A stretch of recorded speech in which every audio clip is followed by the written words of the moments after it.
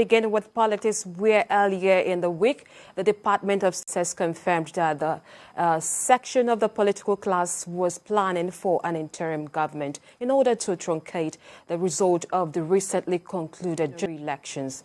Spokesman for the DSS, Dr. PeterObi, who disclosed this in a statement, said the agency had identified some key players in the plot, but did not give the names of the masterminds. The agency said the planners of the interim government had already held several meetings during which they weighed many options to actualize their plot, including sponsoring endless mass protests across Nigerian cities, securing a warrant to declare a state of emergency or a court injunction to stop the inauguration of the executive and the legislature at the federal and state levels. It declared its support for the president and commander-in-chief in his avowed commitment to his free handover, and we assiduously work in this direction. I'll move if anybody is planning to do that.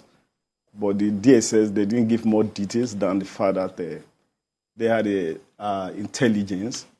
They had information that is pointing towards that directions. And, you know, the intelligence on its own might not be an evidence. Maybe that is why the DSS have not been making any move per se to see whether they want to identify people who are linked to this kind of a plot. However, the law is very clear. The law of Nigeria is clear that Section 1 of the Constitution stipulates clearly that no other person shall take over the government in Nigeria other than the way stipulated in the Constitution. And that procedure stipulated in the Constitution has been followed by INEC, and there's now a president-elect. So if anybody is trying, by virtue of our Constitution, there's no vacuum in government at any time. If you are planning interim government, it's either you are planning to remove the government of the President Muhammadu Buhari, or you are planning to remove the government of President-elect Asiwaju Bola Ahmed Tinubu on May 29, because by that money, he will become the president of Nigeria. So at what point do they want to force this kind of a interim government? And whichever plan, whichever way they might be going through it at any time, it will definitely amount to treason, and is not provided by the law of Nigeria. There is no way anybody can bring in any kind of interim government at this stage. There's no provision for it whatsoever.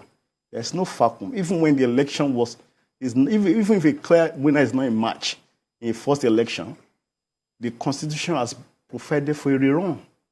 But a clear winner was in March in the election that has been declared by INEC, and the losing candidates, they have their right in court to ventilate their grievances, and they are already in court. So there's no provision whatsoever. And if anybody is trying to now think of an interim government, it's as if they are taking off treason. And with time along the line, we talk about what is even treason is all about.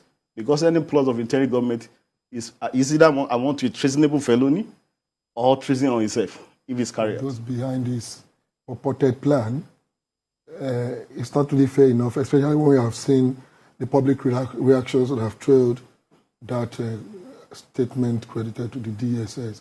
And one thing we must also understand is that the DSS is not a fire brigade organization that should come out in such a manner without doing its due diligence. I want to believe the DSS, before coming out to make this public proclamation, has done its work to the extent that it has identified this plot and those behind it.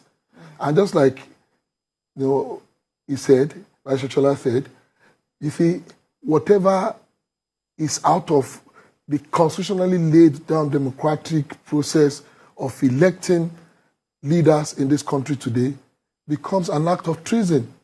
So is DSS now, trying to conceal the identities of people who want to, violate the Constitution, who want to use illegal route to elect or to select, a new set of leaders for the country, where there is still an existing legitimate authority under the incumbent president, which will elapse on May 29. So I think the DSS at this point must stop acting in a fire brigade approach and rather behave like a core national intelligence organization that must have its facts, that must have its details before coming out with such position.